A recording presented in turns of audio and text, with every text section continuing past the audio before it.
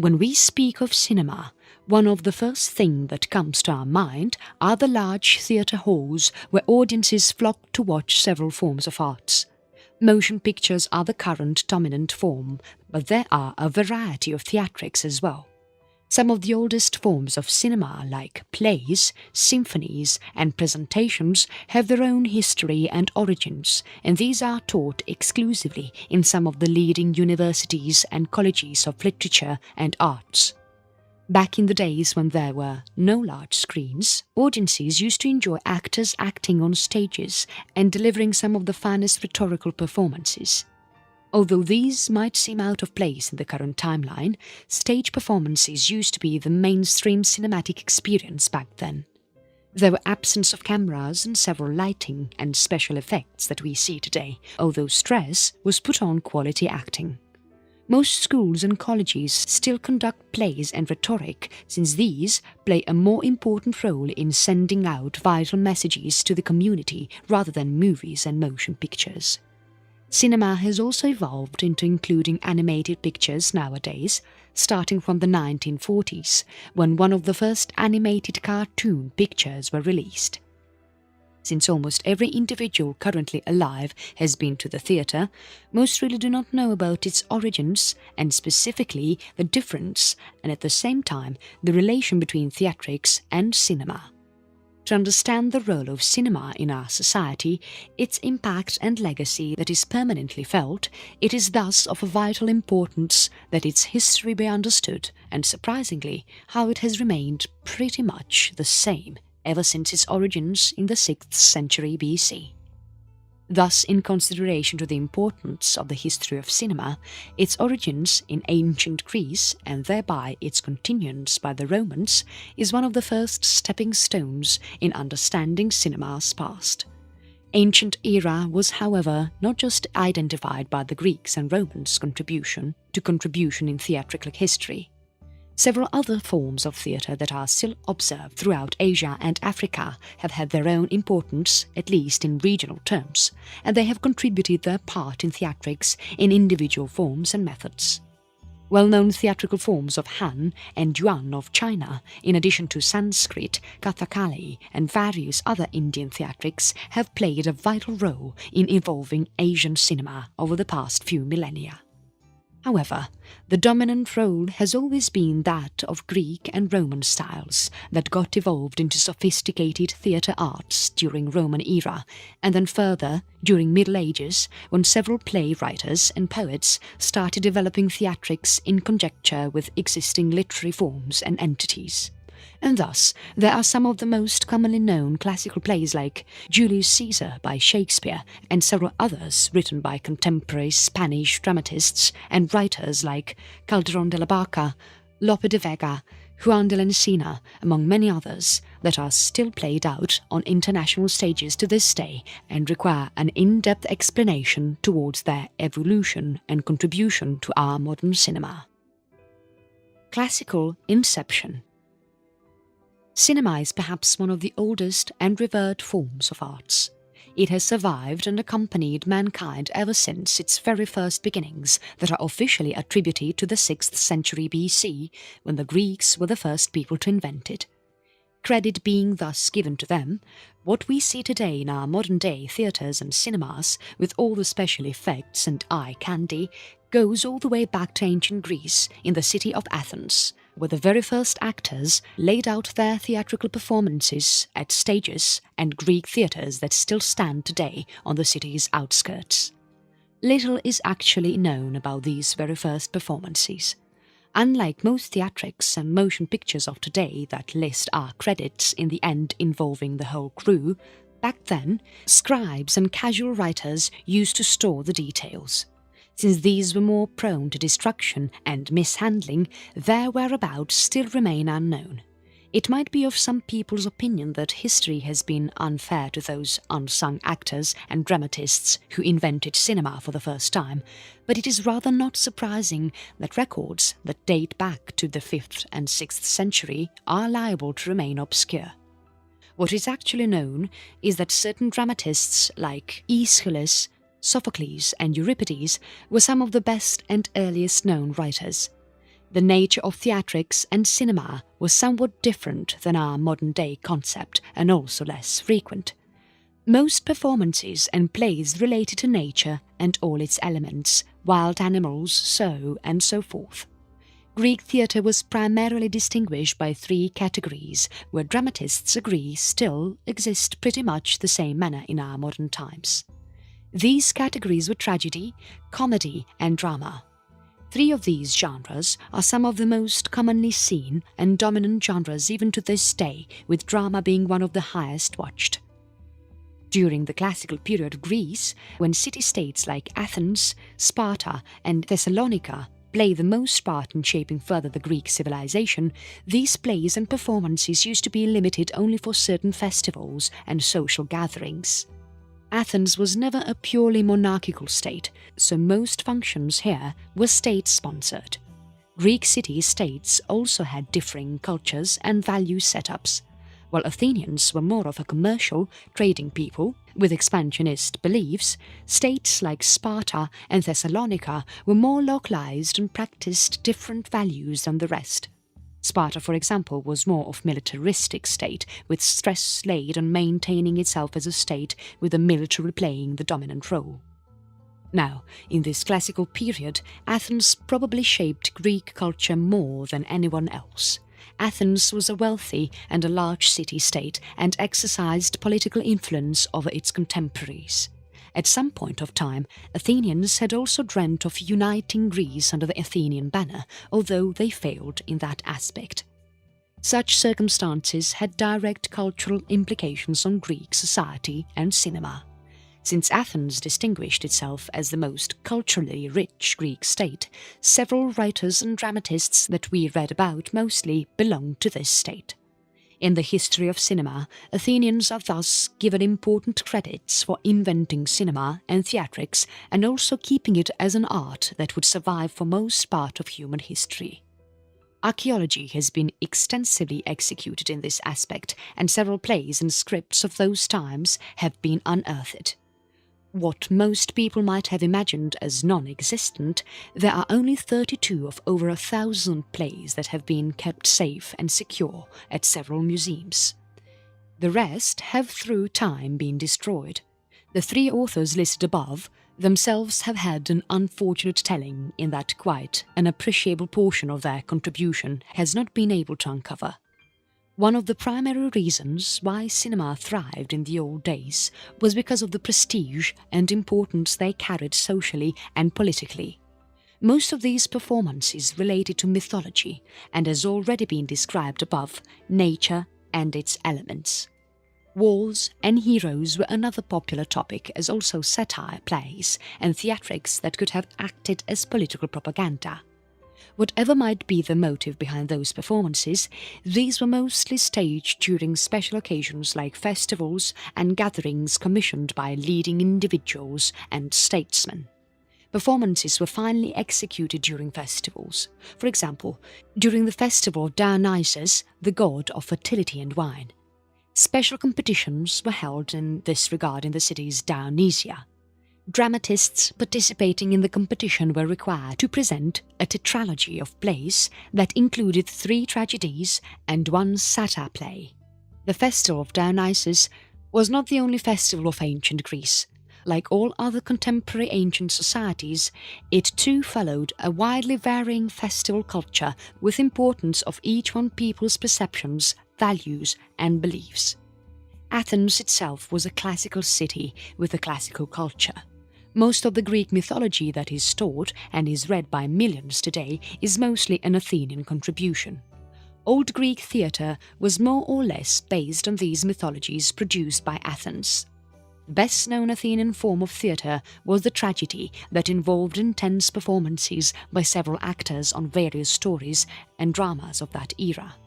Although much of these performances have disappeared, archaeologists still have clues on their contextual aspect, with close to only 30 being survived till now. Perhaps the most famous of these tragic plays is the Persians, a tragedy that involved the reaction of Persians at their defeat at Battle of Salamis in 480 BC. The Persians is also one of the noted exception when it comes to dramatizing tragic events. This play was strictly based on true facts with tragic incidents of the battle that took place just 8 years prior to the performing of this play. Most Athenian performances that related to the tragedy genre were more mythological than real. The Persians was an exception. In 472 BC, the year that Aeschylus won the first prize for his tragic plays, his work was also immortalized. More than a century later, Aristotle appreciated Aeschylus' work and wrote an analysis on it, known as Poetics, written down in 335 BC, around the same time when Macedonians had well established a Hellenist regime in almost all of Middle East, Eastern Central Asia, all the way to the gates of India. His theories on plays and performances, with his usual rhetoric, for which he is considered to be one of its founding fathers, were influential enough to lay down an imprint on Asian theatre as well. During the time when the Greeks were reaching their zenith, the dominant power in the Middle East and Central Asia was held by Persians. Not much is known of Persian theatre, although performances were conducted at the pleasure of the Shah. Asian theatre, however, consisted of a number of other cultures as well. Theatrical performances during Vedic times was quite common in Indian kingdoms, and that is still observed to a considerable extent in Indian rural areas. Schools and local gatherings hold small skits and plays for the children to cherish, with several important events from the Mahabharata, Ramayana and several other ancient Indian texts being one of the most commonly observed themes. For most part, Greek theatre also might have had an influence on Indian performances as well. Since this culture was already prevalent in the subcontinent, the contact with the Greeks and their settlement around Balkh and Kabul regions that were at the time categorized as being composed of Buddhist and Hindu populations molded theatrics just in the same manner as happened with other forms of art. Athenian tragedy would go on to relinquish and enjoy much popularity in the coming decades and centuries to come. As with all other art forms that survive the test of time, Greek theatre would henceforth get adopted by an even greater political power that was rising in the Mediterranean, just after Alexander's death. The Romans were now at the centre of everything, and they would ensure that theatre would permanently become a human art. The Roman Advent. The Roman Empire reached its peak after almost a millennium of its inception.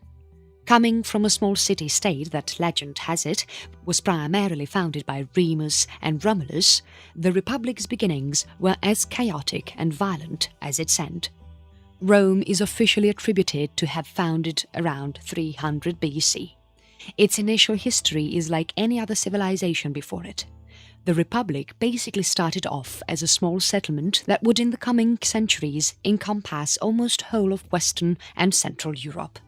It would also encompass for almost 5 centuries the areas of Anatolia and the adjoining regions of Georgia and Eurasia, Northern Africa all the way to Morocco and Iberia. Rome's rule for close to 1,000 years is perhaps the stepping stone of European civilization. If the Greeks occupied the classical pages of mythology, Rome was the founder of actual Europe. Roman laws and governance styles of architecture and arts, and the literary influence, everything is still observed to this day. Latin is the official language of the Bible, and nearly every colonial landmark built to fascinate thousands has Roman-styled architecture. Similar to everything that has Roman influence, theatrics played an important role here too. Greek cinema simply remained limited and confined in spite of its grand performances and its establishment in Greek art as a sure form of entertainment. But the Greeks had their own limitations. Theatrics in their cities remained mostly state-sponsored and were carried out primarily during seasons and festivals. Some exceptions remained if a king or an influential personality would call for a performance. Although this had its own importance, the idea of state-sponsored stage performances got amplified only during Roman rule. If details need be listed out, Rome, in its initial stages, was more of a socialist republic, with the plebs contributing a major part in its development and expansion into the Italian peninsula. During this time, Roman society too was never very class-based, unlike the Greeks, especially Athenians, that were characterized by their elites and middle classes. Roman egalitarianism was probably one of the reasons why it achieved success during its expansionary periods. However, as happens with most old societies, Rome witnessed developments in its class systems as well. Several Roman families had now established themselves as some of the most influential of all. The Julia family, for example, where Julius Caesar belonged, and these would later on become de facto rulers of the Republic. This was also the peak time when Roman theatre would soon spread throughout Europe and give way to medieval cinema. Theatrics in the Italian peninsula had existed well before Rome's rise. Northern Italy was primarily populated by the Etruscans, who might be considered as a cousin culture of Rome. The Etruscans had a more sophisticated culture before Rome's establishment and hence had their own form of theatre. Similar to the Greeks, the Etruscans carried out their own plays and performances that would later on get adopted by the Romans themselves. Although no discrete records exist of Etruscan performances, some landmarks and small theatres have been unearthed in parts of northern Italy. The popularization of theatrics in Roman society is attributed to the era when the Republic was being transformed into an imperial power. By 200 BC, Rome had encompassed almost all of the Mediterranean and it established itself as the major power in the region. Only time remained on the remaining parts of Western Europe, Britannia and Central Europe to get included in the empire. Roman government was initially carried out by senators. The Senate was one of the standing pillars of Roman society. Since theatrics during this time still remained a stately affair, this remained a rare show in most Roman settlements. The spread of early cinema was thus credited to a line of emperors who made it a national policy to encourage Greek forms of arts, literature and of course theatre. By the time Julius Caesar was assassinated, the environment in Rome had already changed. The Republic no longer remained a republic in true sense, and the territories it controlled became humongous. From a socialist setup that included only the Italian peninsula, by 100 BC, Rome was now almost all of Western Mediterranean, France, certain Germanic regions, Northern Africa and Greek territories. Emperors have had personal relationships with theatrics, and their Roman contemporaries did not hesitate to include these into their culture. Nero was especially fond of Greek arts, himself being an ardent player of the lyre. Setting aside his controversial rule, theatrics and fine arts ironically flourished the most during his time. As the Republic became a full-fledged imperial power, starting from Augustus' reign, emperors started becoming more and more attracted to encouraging theatrical arts and making it a national focus. Nero even commissioned several Roman theatres and auditoriums, some of them still surviving to this day. Hadrian was another advocate of Greek arts and further encouraged these to fit into the Roman environment.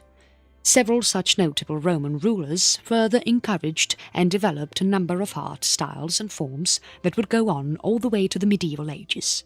Although the Colosseum of Rome never really hosted performances and staged plays, it acts as a reminder of how arts really evolved during Roman era. Notwithstanding the theatrics of adjoining cultures, Roman cinema made theatrics reach its peak around the middle of 100 to 200 BC, when several Roman writers like Titus Plautus, Publius Terentius Afer, Quintus Ennius, Marcus Pacuvius and Lucius Acus lived. These writers contributed to Roman theatre significantly than any other similar counterpart in their day. When the empire reached its peak, several games, plays, theatrics and many more forms of fine arts flourished. In these later years, since there was not much left on military expansions and public administration, several Roman rulers thus spent their careers in encouraging and developing further forms of arts and literature. Some of these arts are still commonly observed today. One of the most common instruments involving strings has been with mankind since ancient times. Instruments like the lyre and guitar have had a proven Roman legacy. In terms of cinema, forms of symphonies go back as early as their Greek incepts. Perhaps the only thing that survived completely when Roman Empire vanished was its influence on cinema and fine arts. A number of plays and comedies written by some of the best Roman writers got destroyed as the empire declined and a new Rome rose in the east in what is now Istanbul, known before the Turkish conquest as Constantinople or simply Byzantium. The Eastern Roman Empire, or Byzantium, was predominantly a Christian empire with a Roman foundation. This new power arose some time after Christianity had gained a major foothold over eastern provinces till Jerusalem and beyond. Constantine the Great, one of Byzantium's most influential of rulers, was also one of the first Roman emperors to claim himself a Christian convert. He was baptized soon after being proclaimed the head of the empire, and with it came an altogether new wave of arts in cinema and evolution in theatrics, as the medieval era was now in the horizon. The Middle Ages saw some very talented writers and dramatists take centre stage and developed cinema as a predecessor to our modern counterpart. Cinema thus got a step forward. A step closer. At the dawn of the New Age, Europe was being rapidly Christianized. New kingdoms were started arising with Christian rules, and the erstwhile Byzantium that had for long stood its ground against the test of time was also now slowly crumbling. The gem of the East, as it's seldom called, lost swathes of territory to several political factions and kingdoms that had started to arise as a result of the new religion and a feeling to break free from the old world. In 1200s, Byzantium had lost more than half of its former glory, and it was now facing a major political threat as its eastern borders with the Muslim Turks advancing further every year and month. The Turks had migrated from Eurasian grasslands and made regions around Anatolia their home. With new people came new techniques for cinema. In this era of constant dynamism, cinema got divided into three stages. Early medieval theatre, starting from the 500s and ending sometime at the start of the new millennium. The late medieval theatre that lasted for further 500 years and ending around the time of the late 1500s, when several of the Christian states banned religious plays and theatres that formed a vast majority in the topics that these showcased. The third stage was the Renaissance stage and came out as a result of the persecution of dramatists and stage players observed among the hands of state heads. This was also the movement that came out in retaliation to the persecutory practices of Christian governments. The Renaissance theatre could well be thought of as the prototype of modern cinema, with plays and performances based more on real-life scenarios and dramas rather than religious ones that were the characteristic of this era. The early medieval theatre was characterized by a vanishing of performances and dramas from the Western Europe front.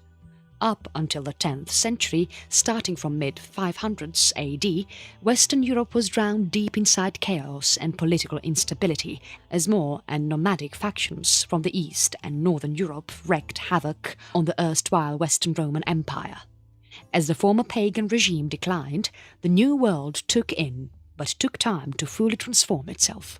It was not earlier than the 1100s that some of the first performances in Western Europe are observed. Meanwhile, in the East, Byzantium flourished with full strength, but strangely, very few performances are recorded here, primarily because the government did not much encourage them. Local stages and small plays used to get conducted in the usual manner.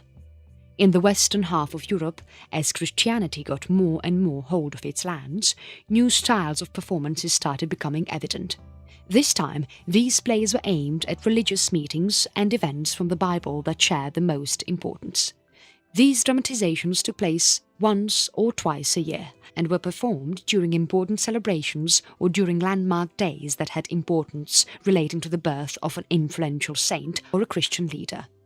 Some of the theatrics got characterized as purely vocal, There were no set performances, but rather actors who sang songs in a symphony.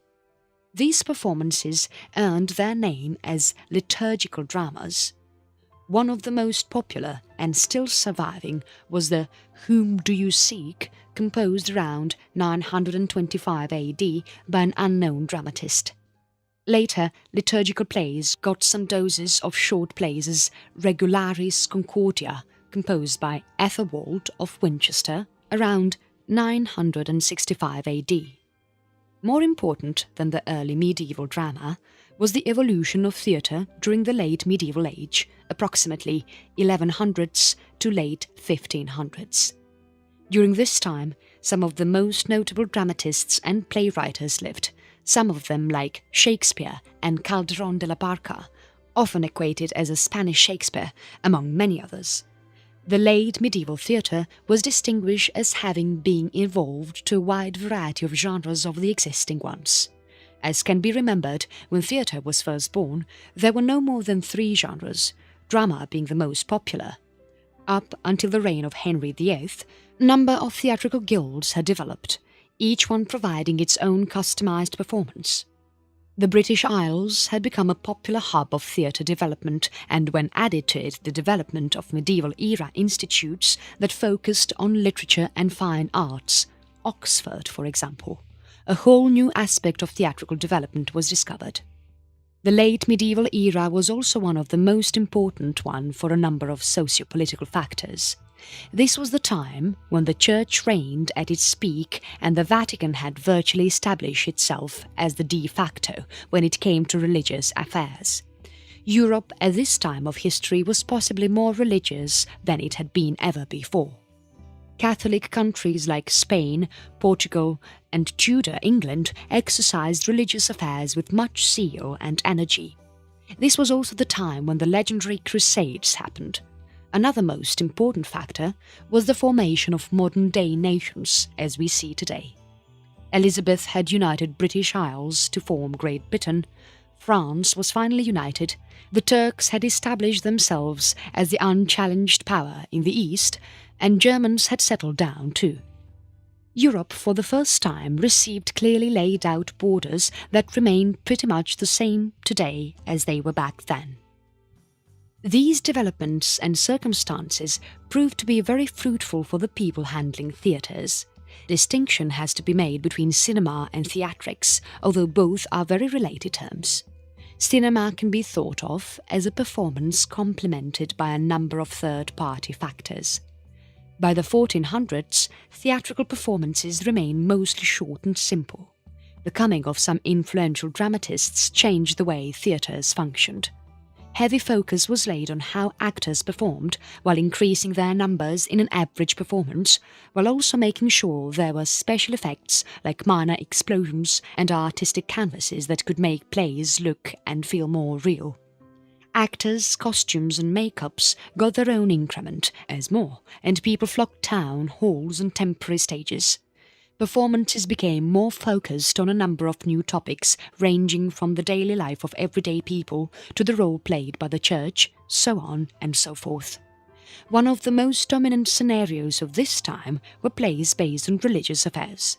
In 1500s, the Renaissance was gaining momentum, and this gave theatrical guilds a boost to earn more money by providing plays that made fun of the church, and in some extreme instances, even as a protesting stance on the church's discretionary approach towards the common people and its interfering nature in sovereign states.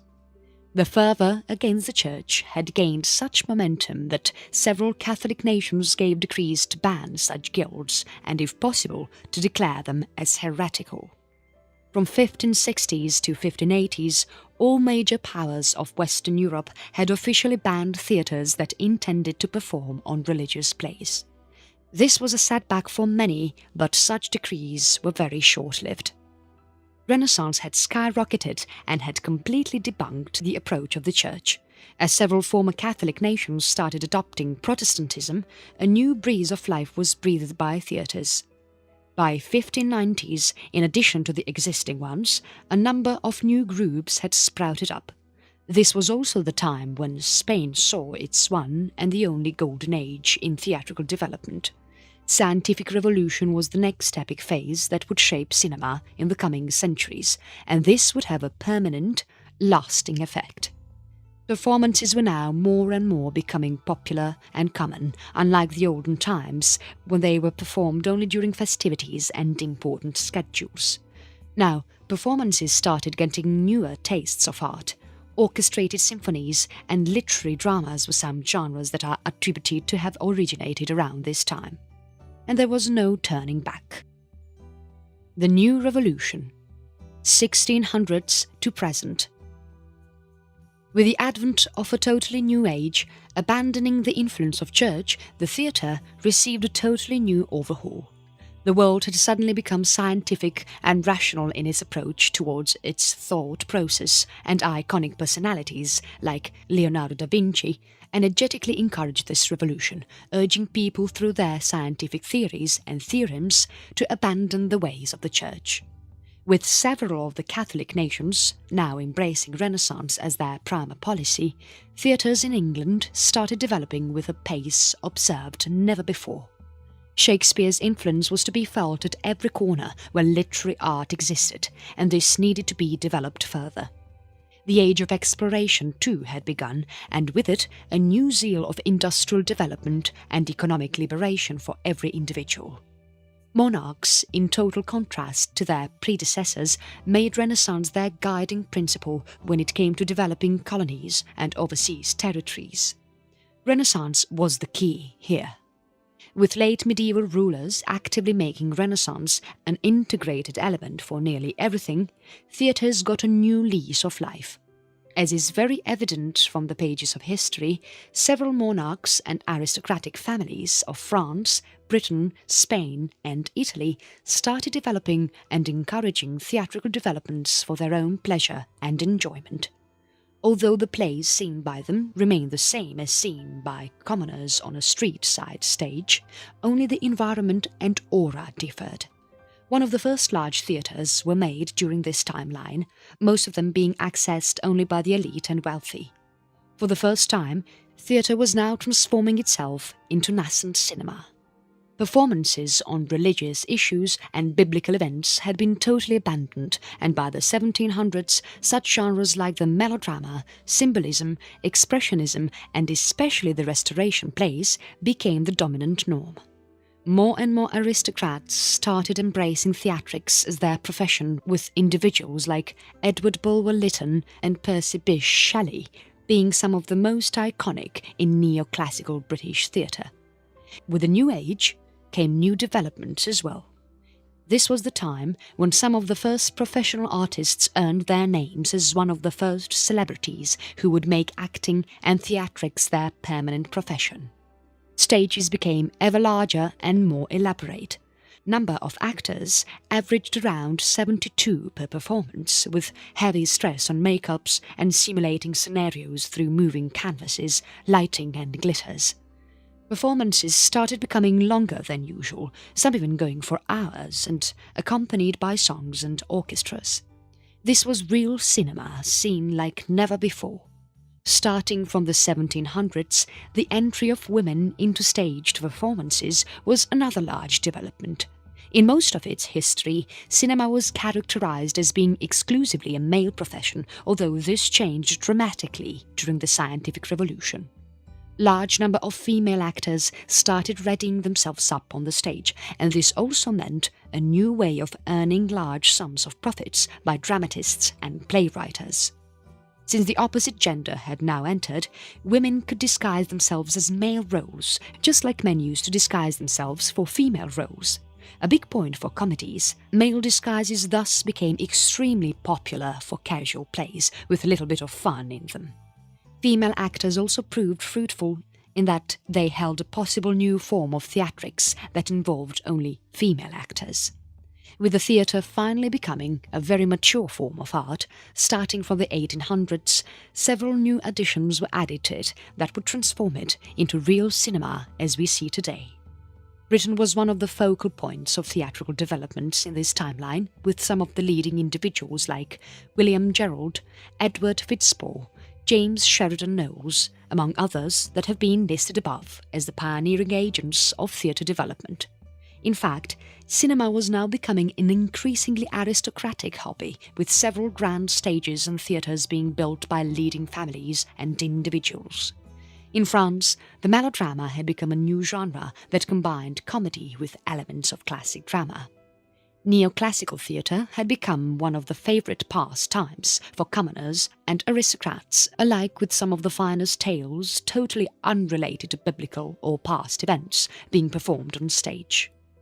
In the 20th century, the technological advancements made it possible for cinema to become real.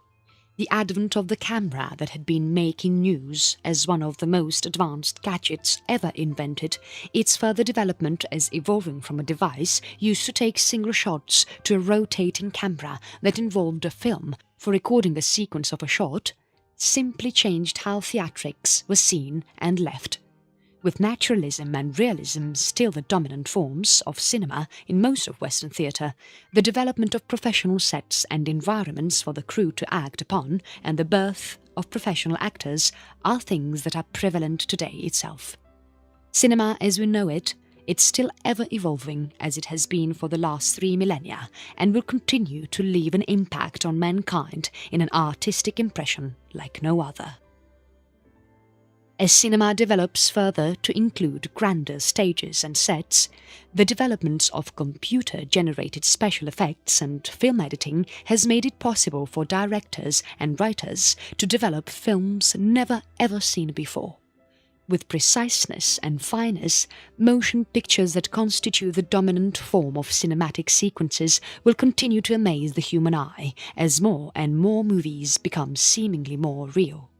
The impact of cinema has been equally overwhelming. Since centuries and millennia, dramatists have tried to communicate important morals and messages through stage performances.